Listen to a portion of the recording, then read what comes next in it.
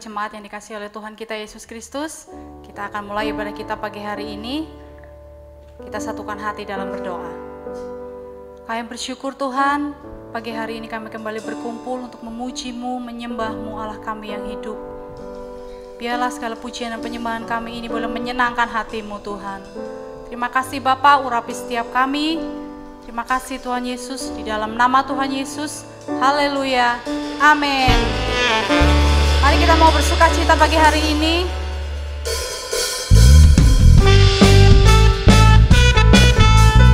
Hari yang terindah saat kita bisa berjumpa dengan pribadinya.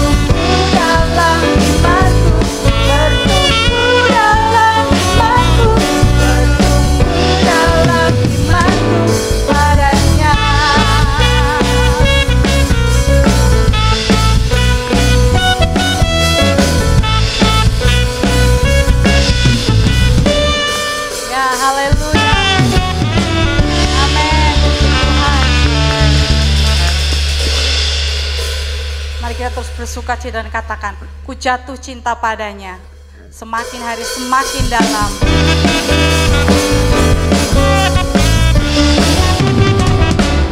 Ku jatuh cinta padanya, lembaran dalam dan lembaran dalam lagi. Ku jatuh cinta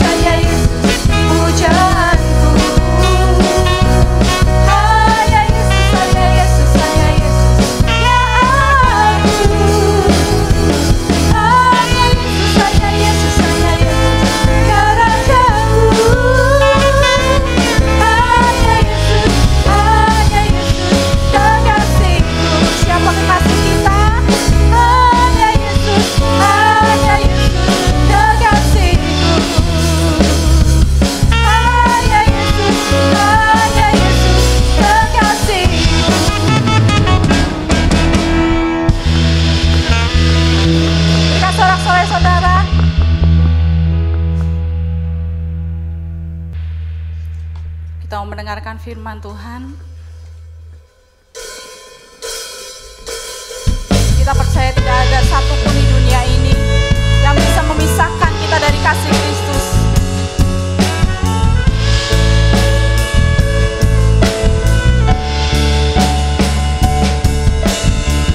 Terima kasih Tuhan.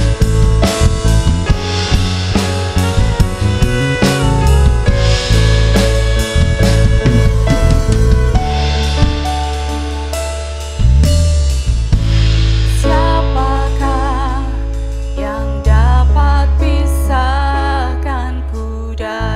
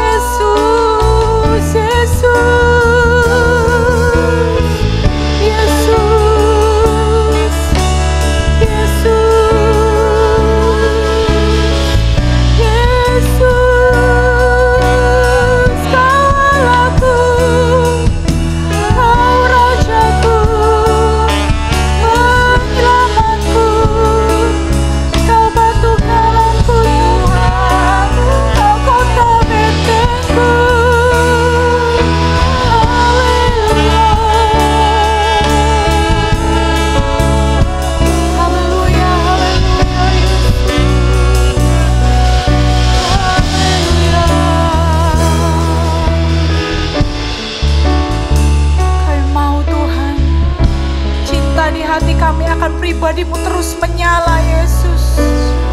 Kami mau itu, Tuhan. Kami mau terus merasakan cinta-Mu dalam hati kami. Kami juga mau Kau juga merasakan, Tuhan, bahwa ada cinta di hati kami untuk pribadi-Mu, Tuhan. Haleluya, haleluya. Biarlah cinta di hatiku terus menyala di dalamku. Tak akan aku mampu, Tuhan. Kami gak mampu tanpa-Mu, Yesus.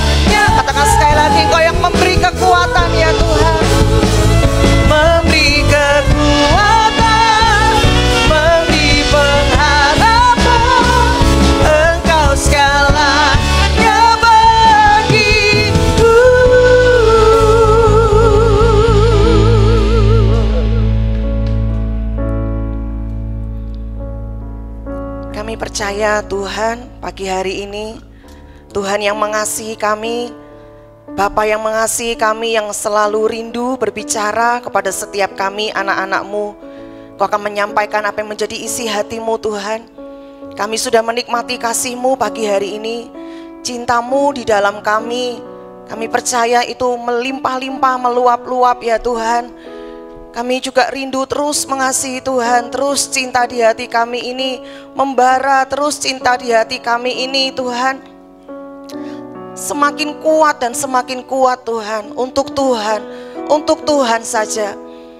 Dan kami percaya ketika hati kami dipenuhi dengan kasih Tuhan, kami percaya Tuhan, Engkau rindu kami ini menjadi orang-orang yang mau mendengar suara-Mu, taat pada kehendak-Mu, karena kami ini mengasihi Tuhan.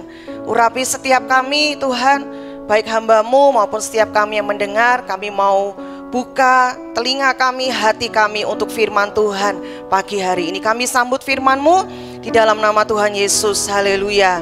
Amin. Amin. Amin. Silakan duduk saudara. Shalom. Selamat pagi. Selamat berjumpa kembali, bersekutu bersama-sama dengan saudara seiman. Ya, buat Bapak Ibu Saudara juga yang beribadah online di rumah, kita pagi hari ini percaya bahwa Tuhan mengasihi setiap kita. Amin.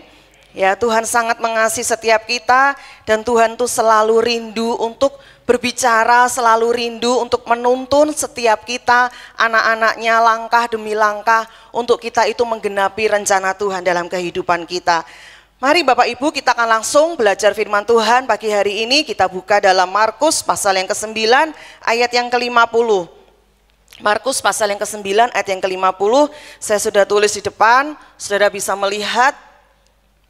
Garam memang baik, tetapi jika garam menjadi hambar, dengan apakah kamu mengasinkannya?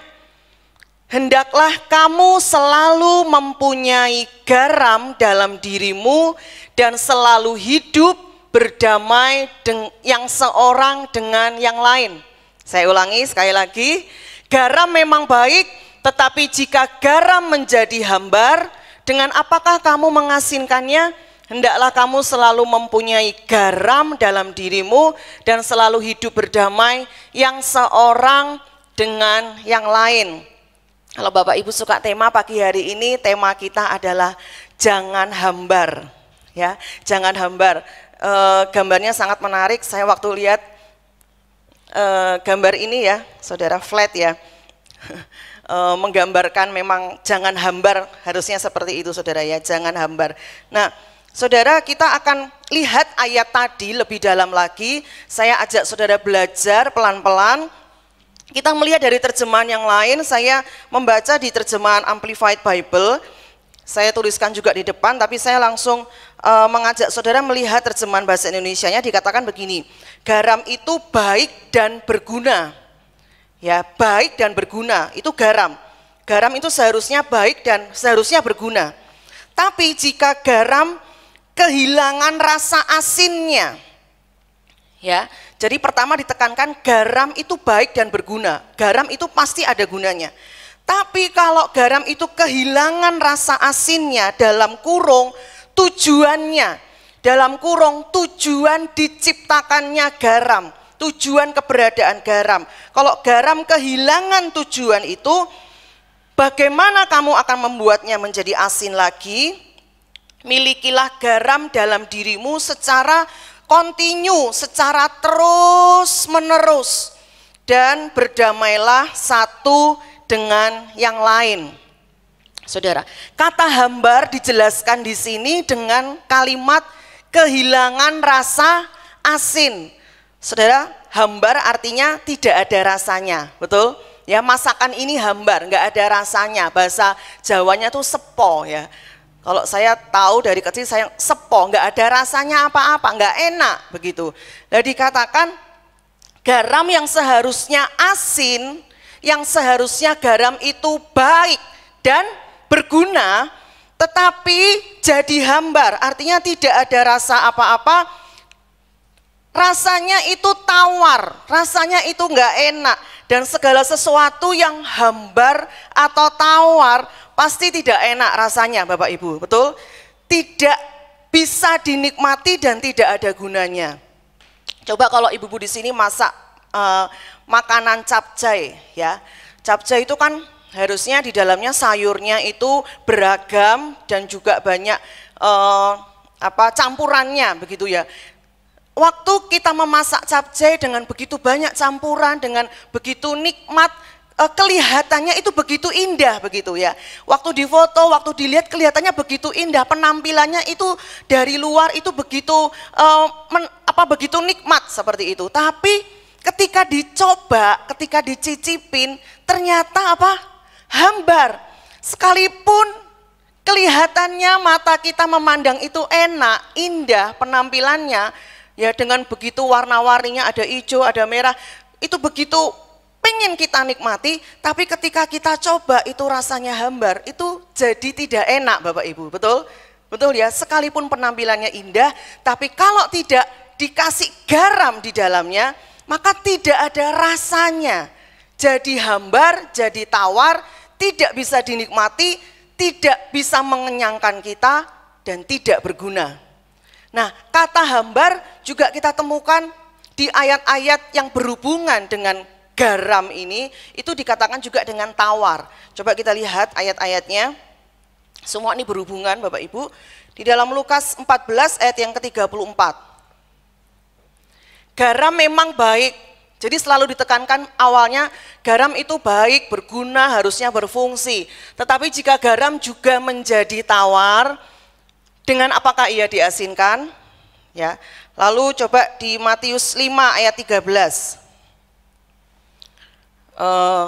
Tadi yang Lukas 14 sampai ayat yang ke-35 ya. Coba Bapak Ibu lihat di Alkitab saudara masing-masing. Itu ada penjelasannya lagi.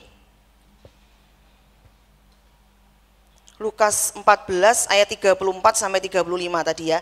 Garam memang baik, tetapi jika garam juga menjadi tawar, dengan apakah ia diasinkan? Tidak ada lagi gunanya, baik untuk ladang maupun untuk pupuk, dan orang membuangnya saja. Siapa mempunyai telinga untuk mendengar, hendaklah ia mendengar. Jadi kalau garam itu sudah kehilangan rasa asinnya, sudah tawar, sudah hambar Bapak Ibu, itu dibuang pun itu merugikan. Gitu. Jadi kalau garam itu sudah tawar, dia dibuang ke tanah, tanah itu menjadi keras. Ya, di ladang nggak ada gunanya. Mau dibuang pun kena tanah, kalau dibuang pasti jatuh ke tanah. Ya, tanah itu akan jadi keras. Lalu dibuang kena tanaman, jadi pupuk misalnya. Itu pun tanamannya jadi rusak. Jadi benar-benar garam itu kalau sudah kehilangan rasanya, kehilangan rasa asinnya itu dibuang pun jadi merugikan. Itu sangat parah, sangat fatal. Kenapa Tuhan itu menganalogikan kita sebagai garam ya? Kita perlu memikirkan ulang betapa pentingnya berarti fungsi kita sebagai garam. Begitu. Jadi makanya firman Tuhan di Matius 5 ayat yang ke-13. Saya tulis juga di depan, Matius 5 ayat yang ke-13. Kamu adalah garam dunia, jika garam itu menjadi tawar, dengan apakah ia diasinkan? Tidak ada lagi gunanya selain dibuang dan diinjak orang. Jadi satu-satunya cara untuk membuang garam yang sudah tawar itu dibuang di jalan. Di jalan sehingga nggak kena tanah, nggak kena tanaman, dan diinjak-injak orang. Itu sudah paling tepat cara membuang garam yang sudah nggak berguna, nggak berfungsi. Itu hanya diinjak-injak orang, Bapak Ibu. Nah, kita mau belajar dengan jelas. Saya sering mengulang khotbah tentang ini ya. Beberapa kali juga Bapak Gembala juga berkhotbah tentang garam. Memang karena dengan jelas sekali Tuhan itu berkata, kamu adalah garam dunia. Itu identitas kita, Bapak Ibu. Tuhan nggak ngomong kamu akan seperti garam, ya, atau kamu akan menjadi garam. Berarti sekarang belum, kamu akan menjadi gitu. Tujuanmu nanti itu akan jadi garam. Enggak, tapi Tuhan jelas ngomong, kamu adalah garam. Kamu ini loh adalah garam. Identitasmu itu kamu diciptakan Tuhan merencanakan kamu, memang kamu itu garam gitu. Artinya apa? Tuhan ciptakan hidup kita ini berfungsi dan berguna, Bapak Ibu. Amin. Tuhan peringatkan kita lewat ayat-ayat ini, Tuhan ingatkan kita bahwa kalau hidup kita itu tidak berfungsi dan tidak berguna, itu akan berakhir sia-sia. Garam itu diciptakan ada tujuannya, betul? Garam diciptakan itu ada maksudnya. Begitupun hidup kita. Waktu Tuhan menciptakan kita, Tuhan gak sekedar ciptakan kita. Waktu Tuhan selamatkan kita, Tuhan panggil kita dari gelap kepada terang.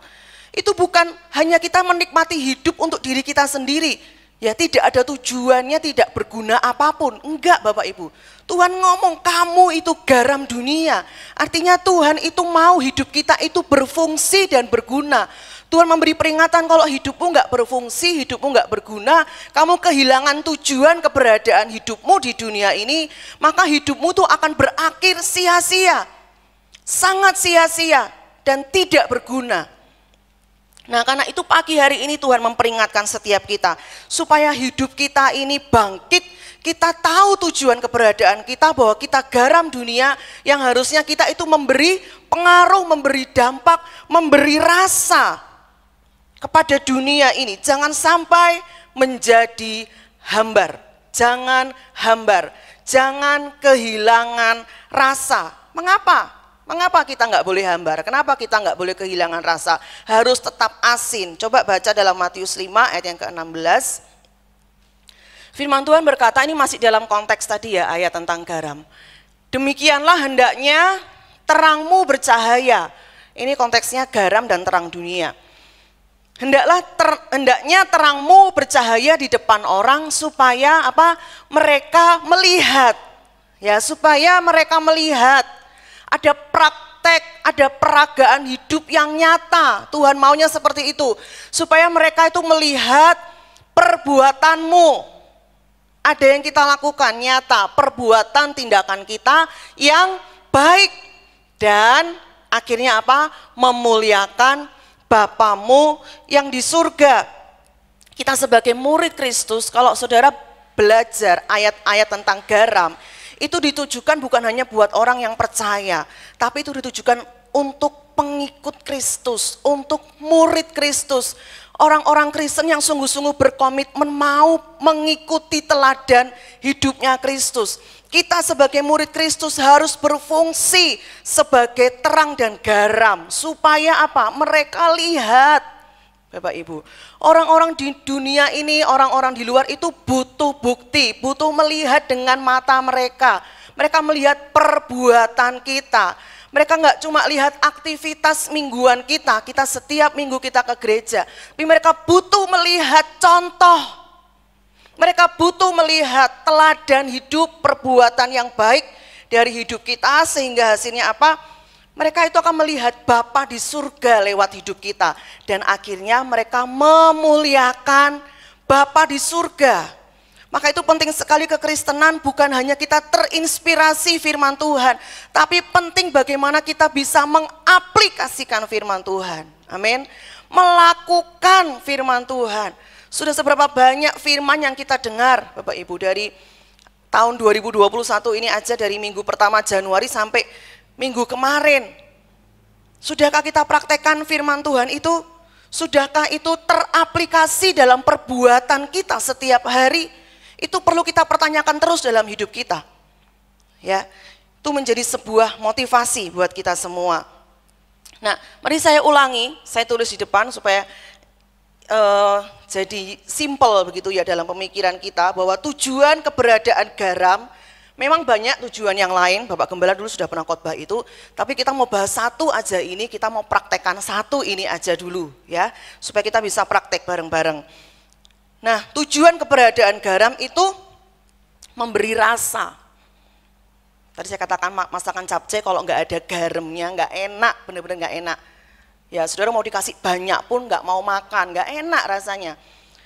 Jadi garam itu tujuan keberadaannya memberi rasa supaya apa? Supaya cuma kelihatan aja, kelihatan indah, ya, kelihatan nikmat? Enggak. Memberi rasa supaya bisa apa? Dinikmati, Bapak Ibu.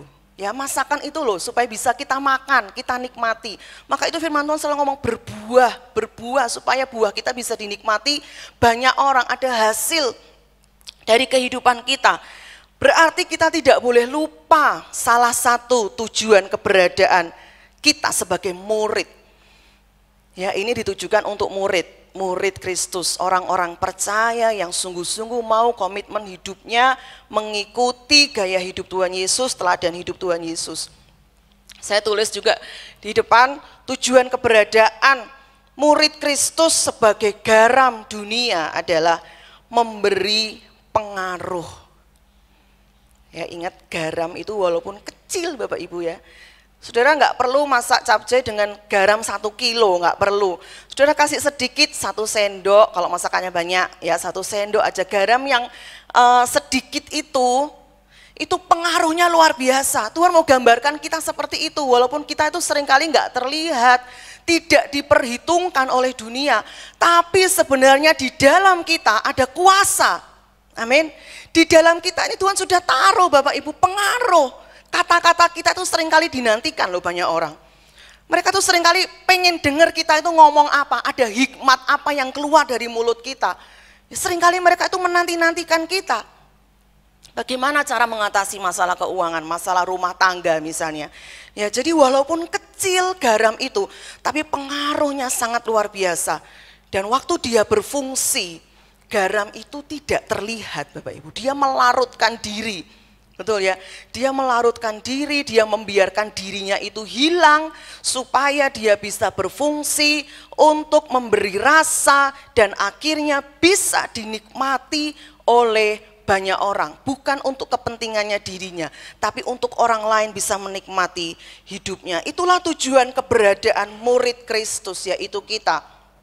Kita memberi pengaruh, kita membawa dampak, kita menjadi berkat. Kita memberi rasa, ya. Dunia yang hambar ini yang mungkin sudah kehilangan kasih, kehilangan rasa.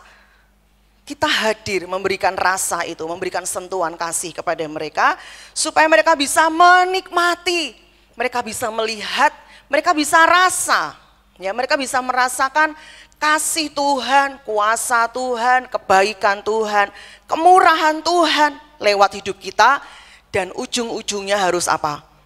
Memuliakan Bapa di surga. Hidup kita untuk mempermuliakan nama Tuhan, mempermuliakan Bapa di surga. Saya langsung sodorkan hal ini kepada Bapak Ibu, prakteknya.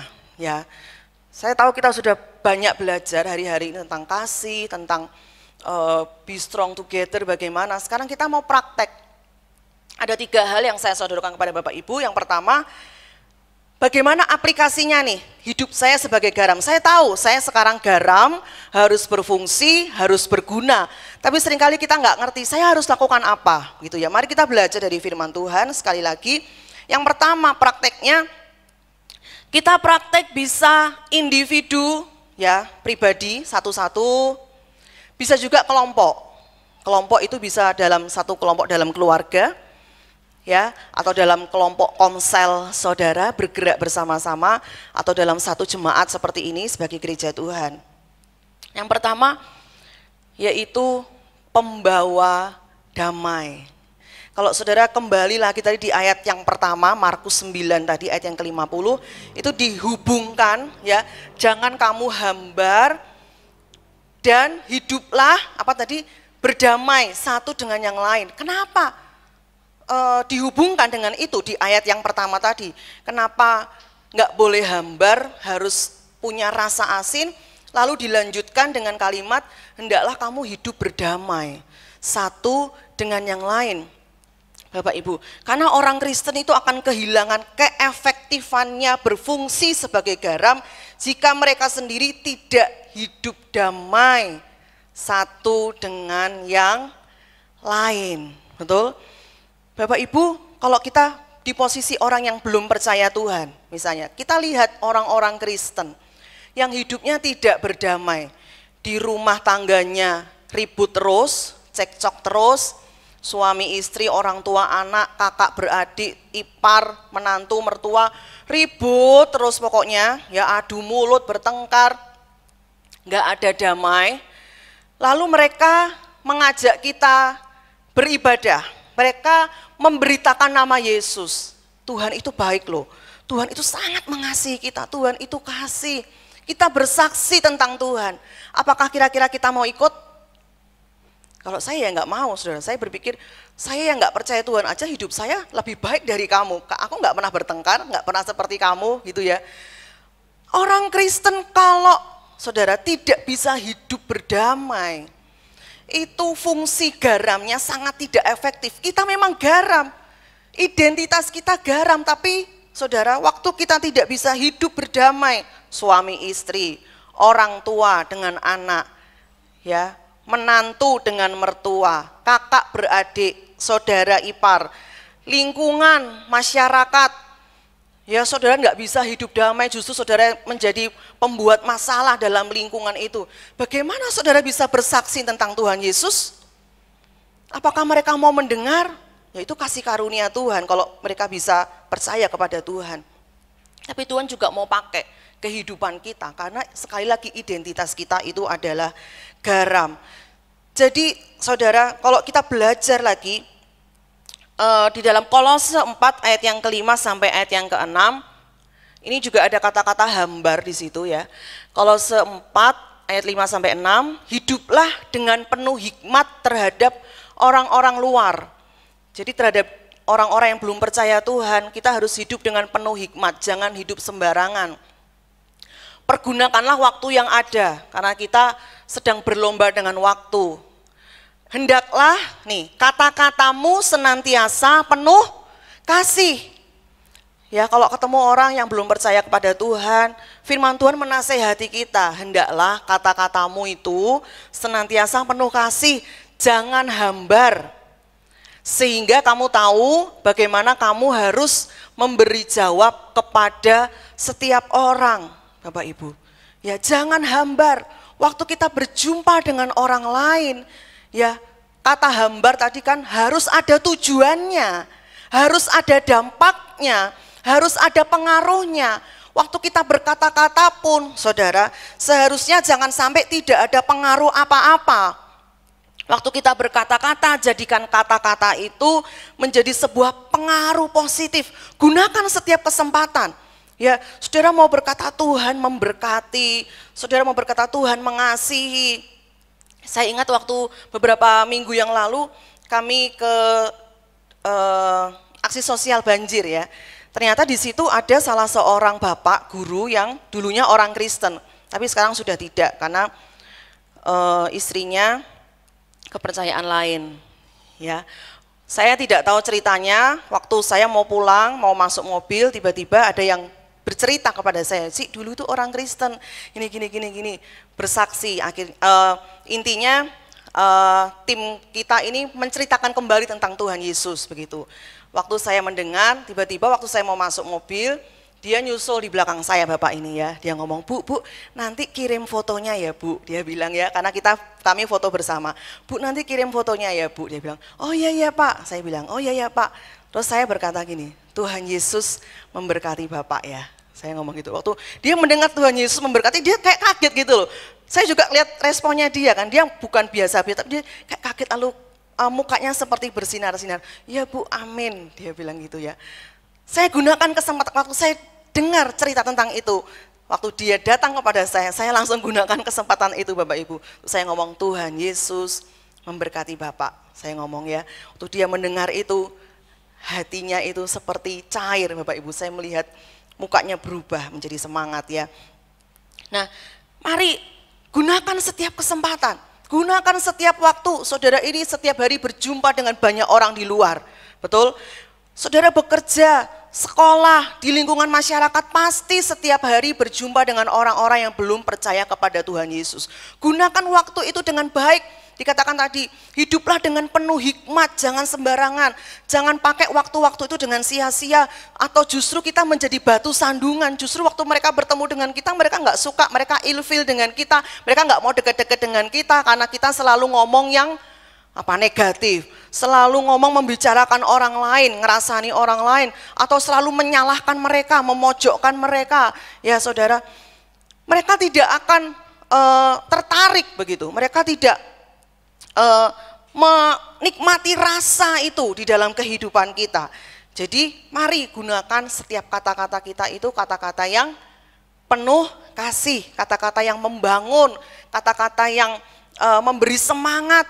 Kalau saudara mau ada Tuhan gerakkan di hati saudara untuk saudara mengucapkan sesuatu buat orang itu, katakan itu ya dengan penuh kasih. Sekali lagi, jangan hambar ya, jangan nggak ada rasanya apa-apa. Kita datang untuk memberi rasa kepada dunia ini. Nah, mari kita jadi orang yang bawa damai gitu Bapak Ibu. Jadi orang itu kalau kita datang, mereka tuh rasa ayem ya hatinya, mereka rasa tenang, mereka rasa adem gitu. Mereka itu menanti-nantikan kedatangan kita karena perkataan kita, karena sikap kita, karena gaya hidup kita. Dimulai dari, saya menyarankan mulailah dari rumah tangga Bapak Ibu Saudara. Amin. Karena mereka tuh melihat ya, mulailah dari suami dan istri. Hidup berdamai. Ya, mulailah ciptakan damai itu dalam keluarga saudara. Mereka itu lihat, mereka itu mengamati. Saudara, aktivitas kita di gereja ini juga diamati.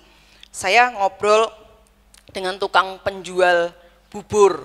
Ya, dia mengamati, dia cerita, oh Bu ini sekarang begini ya Bu. Sekarang ibadahnya 2 kali ya Bu.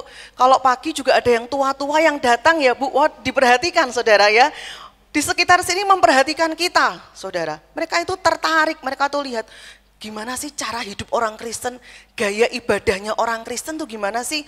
Gimana cara mereka membangun keluarga? Nah, mari ya saudara mulai dari kita. Yuk kita perbaiki keluarga kita, hubungan suami, istri, anak dengan orang tua, menantu, mertua, hubungan keluarga kita, hubungan masyarakat kita. Jadilah pembawa damai, pembawa kasih Tuhan. Sehingga setiap orang itu bisa merasakan kasih Tuhan lewat hidup kita. Yang kedua, aplikasinya apa? Yang pertama tadi kita harus bawa damai ya. Yang kedua, aplikasinya itu cara hidup yang baik. Kita buka ayatnya di dalam 1 Petrus 2 ayat yang ke-12. Tadi kalau saudara klik salah satu ayat tentang garam tadi, ada relate ayatnya itu ini saudara ternyata ya. Milikilah cara hidup yang baik. Miliki cara hidup yang baik di tengah-tengah bangsa-bangsa bukan Yahudi, supaya apabila mereka memfitnah kamu sebagai orang durjana, mereka dapat sekali lagi melihat ya, mereka tuh dapat melihat dari perbuatan-perbuatanmu yang baik dan dikatakan lagi memuliakan Allah pada hari Ia melawat mereka. Cara hidup yang baik. Orang dunia itu mengamati cara kerja kita. Gimana sih orang Kristen kalau bekerja, karyawan Kristen kalau bekerja, bagaimana sih orang Kristen kalau berdagang, berusaha, bagaimana sih bos-bos Kristen memperlakukan karyawannya, betul ya? Bagaimana sih sikap anak-anak Kristen ini menghormati orang tua? Waktu mereka lihat sikap anak-anak kita hormat, punya attitude yang baik, mereka itu tertarik saudara, oh begini toh caranya, ya cara hidup yang baik.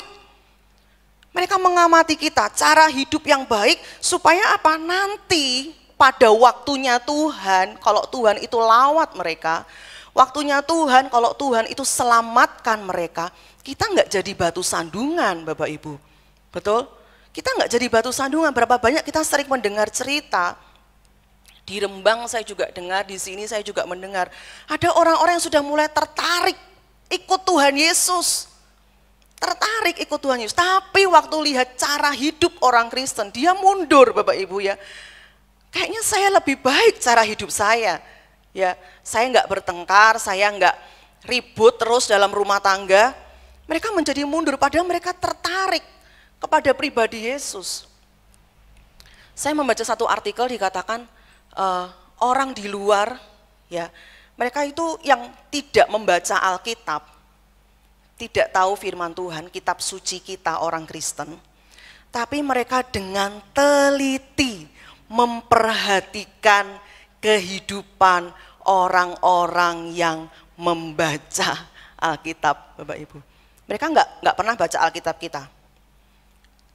Tapi mereka dengan teliti, mereka diam-diam, mereka perhatikan.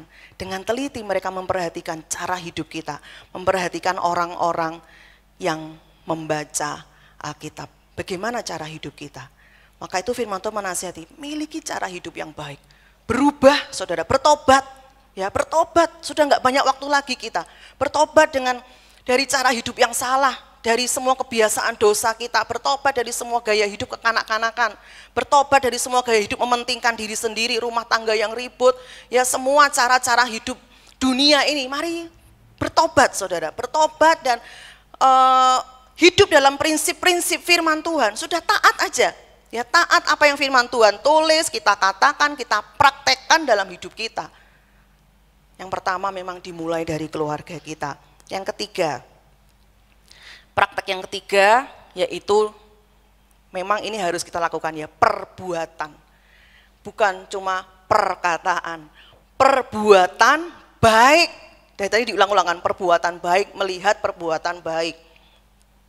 Di dalam Matius 5 ayat 16 tadi sudah dikatakan, saya percaya begini Bapak Ibu, kalau kita itu benar-benar ya mengalami kasih Tuhan. Kasih Tuhan tuh penuh di dalam kita tuh benar-benar manunggal dengan kita. Kita nggak akan tahan Bapak Ibu untuk tidak berbuat baik. Karena Allah itu baik, Allah itu kasih dan dia berdiam di dalam kita. Saya percaya kita tidak akan pernah berdiam diri, kita nggak akan pernah tahan. Karena apa? Allah yang di dalam kita membawa kita terus bergerak, dia menuntun kita. Roh Kudus itu loh Bapak Ibu, itu pengen banget nuntun kita. Roh Kudus itu pengen sekali membawa kita terus berjalan, mengerjakan kehendak Tuhan, menggenapi rencana Tuhan. Kita berfungsi benar-benar, hidup kita jadi garam. Ya itu identitas kita, itu saudara hidup kita. Ya hidup yang harus berguna bagi orang lain. Perbuatan baik seperti apa? Begitu banyak perbuatan baik yang bisa saudara lakukan asal saudara niat. Ya, asal saudara mau. Di dalam hatimu ada kerinduan aja untuk berbuat baik. Tuhan itu kasih caranya, Tuhan kasih idenya, betul? Begitu banyak beragam, saudara bisa mulai memikirkan para lansia-lansia di kota Jatibarang dan Brebes. Saudara pikirkan janda-janda yang nggak punya anak, yang hidup sendirian, saudara cari, saudara aktif bergerak. Ya aktif keluar dari kenyamanan saudara, keluar dari zona nyamanmu yang setiap hari memikirkan dirimu sendiri. Coba cari orang-orang siapa yang harus saya tolong. Saya nggak berkata kita harus spektakuler lakukan hal yang hebat luar biasa, enggak. Garam itu loh kan kecil saudara ya, kecil nggak terlihat tapi pengaruhnya luar biasa. Cari saudara orang-orang yang bisa saudara perhatikan, tetangga saudara. Cari di masyarakat saudara kebutuhan-kebutuhan apa yang rasanya saudara bisa penuhi, begitu ya. Ada anak-anak yang nggak bisa sekolah misalnya. Ya ada satu anak yang nggak bisa sekolah yang benar-benar miskin. Sudah bisa mulai perhatikan. Bukan cuma bergerak secara individu. Kalau Tuhan gerakkan saudara secara individu, saudara lakukan. Tapi Tuhan juga bisa menggerakkan kita secara kelompok. Maka itu penting sekali di Komsel, saudara. Komsel bukan hanya tempat kita sharing, tapi juga praktek. Ya, saya mendorong semua kelompok Komsel, praktekkan firman Tuhan. Bukan sekedar sharing gitu. Bagus sekali kita mendalami firman Tuhan, tapi prakteknya apa? Ya, kita harus juga mulai membicarakan praktek-praktek apa yang bisa kita lakukan secara kelompok. Karena kalau kelompok itu lebih kuat, begitu ya, bersama-sama. Mungkin saudara mau memperhatikan satu orang lansia di lingkungan Komsel saudara mungkin nggak punya begitu banyak uang, benih yang saudara bisa tabur. Tapi kalau kelompok sudah bisa kumpulkan itu, benar ya. Saudara rutin lakukan setiap bulan, yuk kita mau perhatikan ibu janda ini, ya lansia yang nggak pernah diperhatikan orang. Mungkin setiap seminggu sekali aja kita kasih makan, 25.000 satu nasi kotak. Udah berguna bagi dia, berguna Bapak Ibu. Waktu kita datang, mereka nggak cuma terima masakan kita, tapi ada rasa, ya, ada kasih itu yang menyentuh hatinya. Mungkin dia nggak langsung percaya Tuhan, tapi waktu nanti Tuhan melawat dia secara pribadi, kita sudah buka jalan. Ya, perbuatan baik kita membuka jalan untuk orang itu dilawat Tuhan. Saudara nggak perlu pikirkan yang muluk-muluk, yang banyak, yang saudara sampai, aduh aku bisa nggak ya? Bisa saudara, karena saudara ini garam, Ya, saudara bisa lakukan dari hal yang paling kecil sekalipun. Nasi bungkus 1 misalnya, saudara ya, 5.000. Saudara mulai perhatikan orang, siapa kira-kira yang saya bisa kasih ya. Ya, setiap hari 5.000, saya bisa enggak? Oh bisa, lakukan saudara. Ya, praktek, sekarang pokoknya harus praktek saudara ya. Nah, kenapa saudara kita ini harus terus bergerak, harus terus berguna, dan harus terus berdampak. Saya akan akhiri dengan 2 kisah ini. Kita buka dalam Lukas 10 ayat 25 sampai 28. Ini nanti kita, ya ini statement terakhir nanti kesimpulannya. Tapi sebelumnya saya mau kita lihat di dalam Lukas 10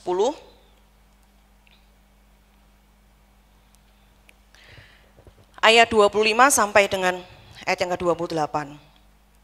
Saudara, kita bersyukur gereja, kalau saudara ada yang mungkin yang belum tahu, gereja kita ini punya kegiatan misi, saudara. Nanti akan ditayangkan setelah pengumuman selesai, namanya Rumah Belajar. Ya, Rumah Belajar ini ada di Jati Barang Kidul. Puji Tuhan sampai hari ini masih dikerjakan. Puji Tuhan, walaupun di tengah pandemi, ya Roh Kudus terus memberi kekuatan untuk kita bergerak, dikerjakan oleh orang-orang muda. Saudara, kita bersyukur sekali Tuhan tuh buka kita kesempatan gitu ya. Tuhan tuh buka pintu untuk daerah ini, untuk kita itu bisa masuk dengan leluasa. Kita bersyukur karena tidak semua daerah itu bisa kita masuk. Kita bersyukur kalau kita bisa memberi pengaruh, walaupun cuma kecil. Ya, mendidik anak-anak ini, saudara, walaupun tenaga pendidiknya mungkin juga belum begitu handal ya, tapi kita punya hati, paling enggak kita tuh punya hati dulu gitu, untuk ngajar mereka, mendidik mereka. Beberapa minggu yang lalu saya ikut keliling ya, ibu-ibunya semangat kan, Bu kapan senam lagi ya, atau itu, terus ada satu ibu bilang gini, Bu, ini kan sudah dimulai, kita kan sudah mulai lagi seminggu sekali waktu itu. Terus dia bercerita, kalau seminggu sekali kurang Bu, apalagi dijatahkan.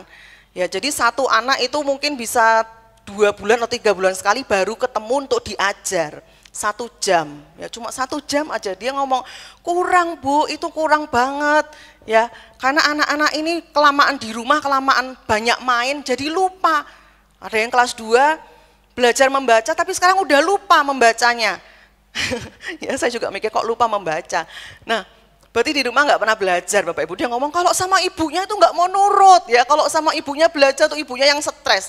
Ya, dia ngomong, Bu tolong dibantu ya, ditingkatkan gitu, ditingkatkan lagi. Supaya lebih sering bisa kita ketemu gitu. Kalau bisa tuh setiap hari dia bilang. Ya saya nanti sampaikan pada tim ya Ibu, nanti kita berusaha tingkatkan itu. Saya melihat ada sebuah harapan ya Bapak Ibu. Mereka tuh berharap banget gereja itu bangkit. Mereka berharap menanti-nantikan kita. Saya benar-benar bersyukur atas kesempatan yang Tuhan beri, ini semua karena anugerah Tuhan untuk kita bisa bergerak. Kalau Bapak Ibu ada yang mau terlibat mendukung, kami sangat terbuka ya, baik itu yang mau ikut ngajar atau hal yang lain. Ya, kita juga butuh keuangan yang cukup untuk memberikan mereka hadiah, jajan-jajan, saudara, untuk membuat mereka itu semangat ya, semangat untuk belajar. Nah, yuk kita lihat dalam Lukas 10 ayat 25 sampai 28. Orang Samaria yang murah hati. Pada suatu kali berdirilah seorang ahli Taurat. Ini ahli Taurat, berarti dia itu pinter banget tentang Taurat, namanya juga ahli ya, ahli Taurat, untuk mencoba Yesus katanya, Guru, apa yang harus kuperbuat untuk memperoleh hidup yang kekal? Jawab Yesus kepadanya, apa yang tertulis dalam hukum Taurat? Apa yang kau baca di sana? Karena ini ahli Taurat, dijawabnya juga hukum Taurat, begitu. Jawab orang itu, kasihilah Tuhan Allahmu dengan segenap hatimu dan dengan segenap jiwamu dan dengan segenap kekuatanmu dan dengan segenap akal budimu, dan kasihilah sesama manusia seperti dirimu sendiri. Ini hukum Taurat Bapak Ibu Saudara ya. Kalau perjanjian baru kita sudah ada perintah barunya, mengasihi sesama seperti Tuhan Yesus mengasihi kita. Karena yang tanya ini ahli Taurat, Tuhan juga jawabnya dengan hukum Taurat. Lalu ayat yang ke-28, kata Yesus kepadanya, jawabmu itu benar. iya itu udah benar gitu. Perbuatlah demikian, maka engkau akan hidup. Saya nggak akan bahas tentang perumpamaan orang Samaria yang baik hati. Tuhan ngomong sama ahli Taurat tanya kan, apa yang harus aku lakukan untuk aku dapat hidup yang kekal? Lalu ahli Taurat ini menyampaikan kebenaran di dalam Taurat. Tuhan ngomong, iya itu benar. Sudah dilakukan belum? Seperti Tuhan tuh mau ngomong sama ahli Taurat, itu benar, udah benar, perbuatlah. Udah nggak usah banyak teori, sekarang lakukanlah gitu ya, perbuatlah maka kamu akan hidup. Apakah Tuhan ngomong sama orang mati? Apakah ahli Taurat waktu itu mati? Enggak, ahli Taurat lo hidup, bernafas. Tapi Tuhan ngomong, kalau kamu lakukan kebenaran itu, hidupmu itu benar-benar berguna. Kamu itu benar-benar hidup, ya, hidup yang hidup itu, hidup jadi lebih hidup, ya, bukan seperti orang mati. Lakukan, perbuatlah, iya itu udah benar, udah tunggu apa lagi, lakukan aja, gitu. Terus dia kan tanya, siapakah sesamaku manusia? Dia tanya lagi, saudara, padahal mungkin sudah ngerti ya. Tuhan itu jawab dengan perumpamaan Samaria yang menurut saya itu sangat keras sekali. Tuhan menegur ahli Taurat. Karena apa? Digambarkan di situ ada orang yang dirampok. Yang pertama, imam yang lewat. Imam itu ya ahli agama juga, Bapak Ibu, tahu firman juga, tapi enggak lakukan apa-apa tuh untuk nolong orang ini.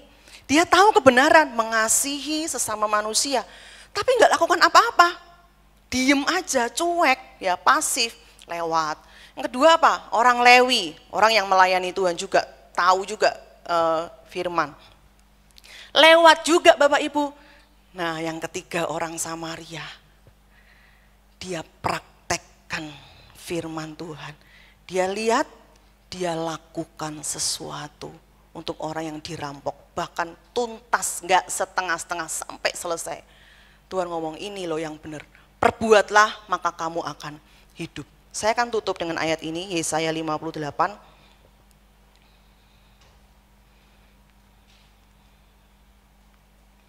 Ayat 9 sampai 10. Pada waktu itulah engkau akan memanggil dan Tuhan akan menjawab. Engkau akan berteriak minta tolong dan ia akan berkata, ini aku. Ya, pada waktu kapan? Nih jawabannya, apabila engkau tidak lagi mengenakan kuk kepada sesamamu dan tidak lagi menunjuk-nunjuk orang dengan jari dan memfitnah. Ayat 10, saudara perhatikan. Apabila engkau menyerahkan kepada orang lapar apa yang kau inginkan sendiri. Harusnya kita yang butuh, harusnya aku yang makan, aku juga lapar, apa yang aku inginkan, tapi aku mau berikan itu kepada orang lapar dan memuaskan hati orang yang tertindas. Lihat kalimat selanjutnya, maka terangmu akan terbit dalam gelap dan kegelapanmu akan seperti rembang tengah hari. Kenapa banyak orang Kristen kelihatannya hidupnya sukses, kelihatannya banyak uangnya, tapi hatinya hampa, saudara. Hidupnya seperti gelap, gak semangat hidup, monoton hidupnya itu aja, jenuh. Pagi bangun pagi, ya kerja, tidur malam, besok bangun lagi. Ya, hidupnya tidak bergairah, merasa kosong, merasa gelap, merasa tidak berarti, jenuh, tidak ada gairah, nggak ada semangat. Kenapa Bapak Ibu? Karena hidup kita belum berguna bagi orang lain. Dikatakan waktu hidupmu berguna, waktu kamu praktekkan kasih yang tidak mementingkan diri sendiri, waktu kamu melihat kebutuhan orang lain yang lapar, kamu menyerahkan kepada orang lapar apa yang kau inginkan sendiri. Dikatakan waktu itulah terangmu itu akan terbit. Banyak orang Kristen, kita kadang mengalami ya, hidupku kok jenuh ya, gini-gini aja hidupku. Sepertinya gelap, sepertinya hampa, sepertinya kosong.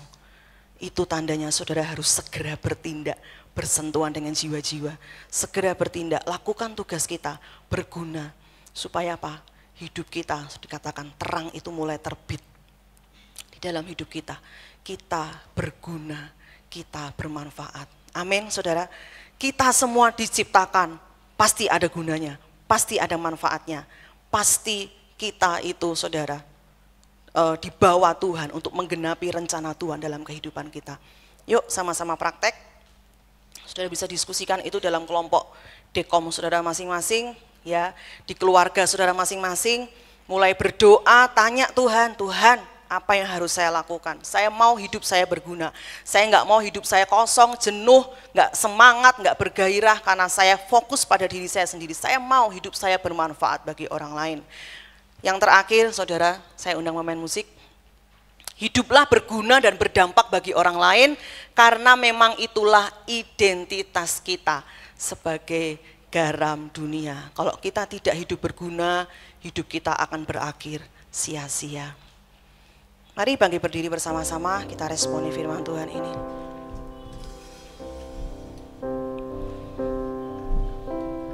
Bapa Kau setia,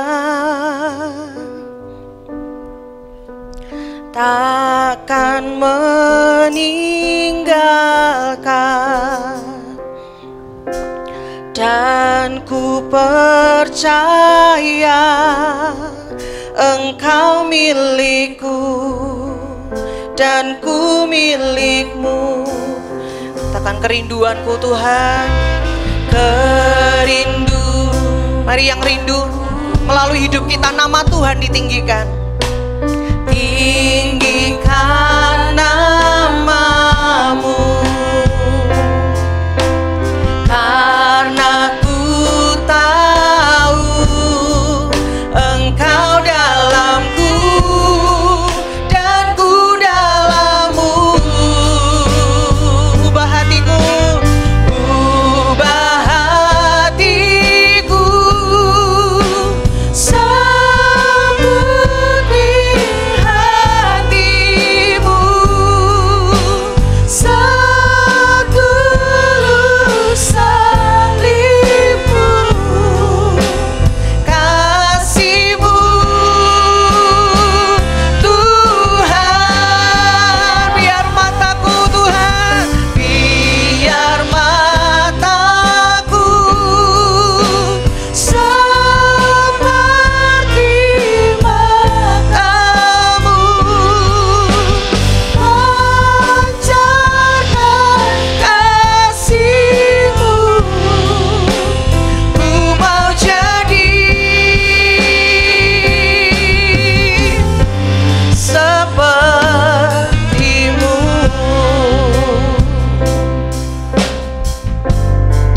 Katakan Kau Bapa setia, Bapa Kau setia. Mari percaya Dia tidak pernah tinggalkan kita, takkan meninggalkan, dan ku percaya,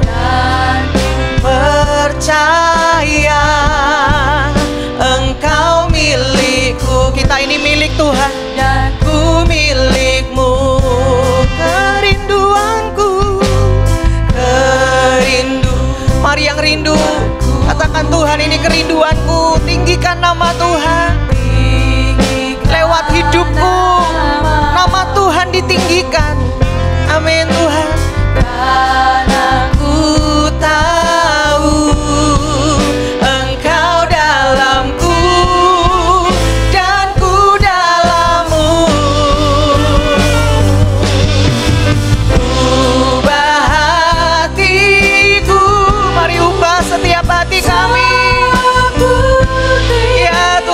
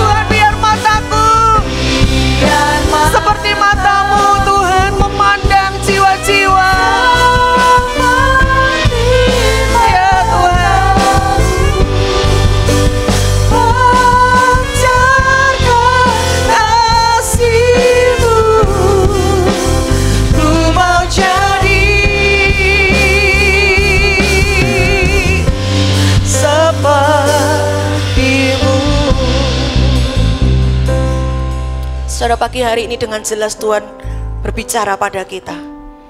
Hidupmu itu berguna. Ada gunanya. Apapun keadaanmu hari ini, mungkin kau berkata, Tuhan aku banyak masalah. Tuhan masa laluku buruk. Tuhan aku gak bisa apa-apa, aku gak bisa bicara. Aku gak punya apa-apa. Tapi firman Tuhan mengingatkan, kamu itu garam. Kamu bisa beri pengaruh. Sekecil apapun itu, kamu bisa memberi rasa. Memberi rasa, kasih, sentuhan kasih. Memberi dampak kehidupan kepada orang lain. Tidak harus besar, tidak harus banyak. Mulai dari hal-hal yang kecil. Mulai dari keluarga kita. Beri rasa dalam keluarga kita yang mulai hambar. Hubungan suami istri, anak orang tua, menantu, mertua, kakak beradik. Ciptakan damai itu dalam keluarga kita. Mari jadi orang yang membawa damai. Membawa kasih Tuhan. Itu jadi gaya hidup, tidak kita buat-buat. Itu natural keluar dari hidup kita. Sehingga waktu kita keluar pun terjun ke masyarakat, mereka melihat itu, asli itu keluar dari hidup kita. Bukan karena rutinitas keagamaan kita, tapi itu sikap gaya hidup kita sehari-hari. Saudara, berguna, ada gunanya. Tuhan menciptakan setiap kita untuk berguna, yang pada akhirnya memuliakan Bapa di surga. Mari masing-masing kita keluar dari tempat ini. Kita mau berdoa, kita mau minta sama Tuhan, Tuhan, apa yang harus aku lakukan Tuhan? Aku rindu Tuhan, aku rindu hidupku berguna. Saudara berdoa, saudara tanya Tuhan. Saya percaya Tuhan akan menuntun engkau, mempertemukan engkau dengan jiwa-jiwa yang membutuhkan kasih Tuhan. Tuhan akan taruh dalam hati dan pikiran kita perbuatan-perbuatan baik apa yang harus kita lakukan. Sehingga kita membuka jalan untuk Tuhan melawat mereka. Urusan nanti mereka percaya Tuhan atau tidak, itu urusan Tuhan. Tapi kita lakukan bagian kita, berfungsi. Hidup ini berfungsi. Berapa banyak hari-hari ini kau mengalami kegelapan. Dalam hidupmu kau merasa gelap. Kau merasa bimbang, bingung. Kau merasa jenuh. Kau merasa hidupmu gak berarti. Ini waktunya untuk kita bangkit. Untuk kita berguna dan berdampak bagi orang lain. Terima kasih Tuhan. Berikan kami mata seperti matamu Tuhan. Kami melihat sekeliling kami. Kami tahu ada begitu banyak jiwa-jiwa yang membutuhkan Tuhan. Ada begitu banyak jiwa-jiwa yang membutuhkan pertolongan Tuhan. Beri kami hatimu. Hati yang penuh kasih, hati yang penuh belas kasihan. Beri kami tangan Tuhan untuk kami ini melakukan sesuatu. Beri kami juga kakimu Tuhan untuk kami melangkah keluar, bergerak keluar. Kami mau melakukan tugas kami. Kami rindu Tuhan, nama Tuhan ditinggikan lewat hidup kami. Ini kami Tuhan, ini kami. Ini gerejamu, pakai kami baik secara perorangan, baik dalam keluarga, baik lewat kelompok-kelompok komsel, baik kami sebagai satu tubuh Kristus. Gereja ini pakai kami Tuhan, pakai kami, pakai kami. Ini kerinduan kami Tuhan, pakai kami jadi alat-Mu.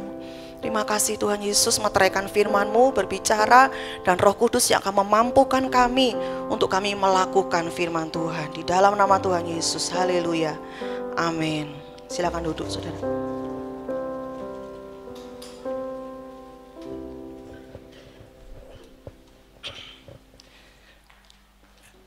Baik, puji nama Tuhan. Bapak Ibu diberkati sama firman Tuhan. Oke. Ya, tampilkan aja sudah, Andres sudah. Saya mau Bapak Ibu perhatikan ayat ini baik-baik. Waktu ayat ini ditampilkan, Tuhan taruh sesuatu dalam hati saya dan saya pikir ini penting buat Bapak Ibu tahu. Ya, di 1 Petrus 2:12, ya, milikilah cara hidup yang baik di tengah-tengah bangsa-bangsa bukan Yahudi, supaya apabila mereka memfitnah kamu sebagai orang durjana, perhatikan nih, mereka dapat melihatnya. Jadi cara hidup saudara yang akan bicara. Saudara tidak perlu membela diri saudara, cara hidup saudara akan bicara kepada mereka. Mereka dapat melihatnya dari perbuatan-perbuatanmu yang baik dan memuliakan Allah pada hari Ia melawat mereka. Bapak Ibu harus tahu gini, perbuatan baik, cara hidup yang baik itu seperti saudara sedang menggelar karpet merah untuk Tuhan datang melawat mereka. Mereka melihat perbuatanmu yang baik dan memuliakan Allah pada hari Tuhan melawat mereka. Jadi perbuatan baik kita itu seperti kita sedang gelar karpet merah. Pada satu titik, pada satu waktu, Tuhan akan datang untuk melawat mereka. Ada banyak kali kenapa mereka tidak mengalami lawatan Tuhan. Karena kita sedang mempertontonkan cara hidup, bukan seperti Yesus. Itu sebabnya orang-orang di dekat-dekat kita nggak terlalu tertarik dengan kekristenan. Karena apa? Karena cara hidup kita, perbuatan kita sama sekali tidak membuat mereka tertarik dan mau percaya kepada Tuhan. Jadi ingat baik-baik, cara hidupmu, perbuatan baikmu itu seperti engkau sedang gelar karpet merah, mempersiapkan waktu di mana Tuhan akan datang melawat mereka. Lihat di YouTube ada begitu banyak orang-orang kemudian berpaling kepada Tuhan karena perbuatan baik, karena mereka melihat orang Kristen, lalu kemudian Tuhan menyatakan diri secara langsung kepada mereka. Doa saya itu menjadi sebuah kerinduan setiap kita, bahwa orang memperhatikan hidup kita, melihat perbuatan baik kita, dan pada waktunya, pada kairosnya Tuhan akan melawat mereka. Thank you Jesus. Kami memuji kebesaran-Mu.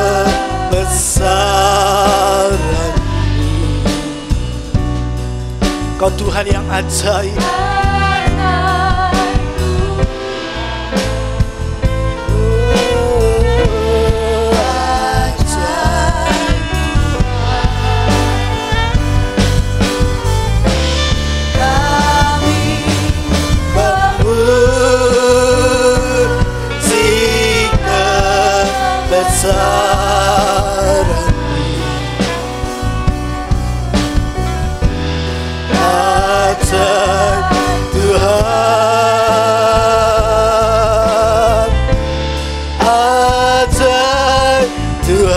Mari lebih sungguh lagi katakan, kami memuji, memuji kebesaran-Mu.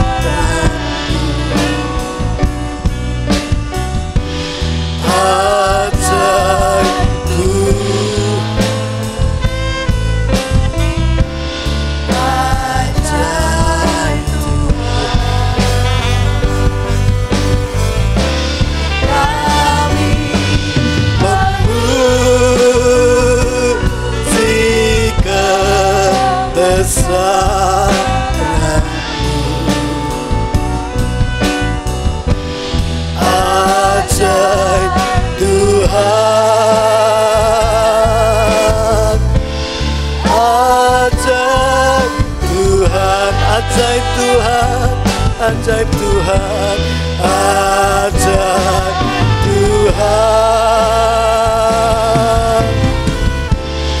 ajaib Tuhan.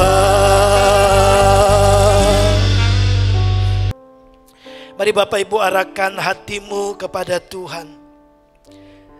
Yesus berkata, sama seperti Bapa mengutus aku, demikian aku mengutus kamu.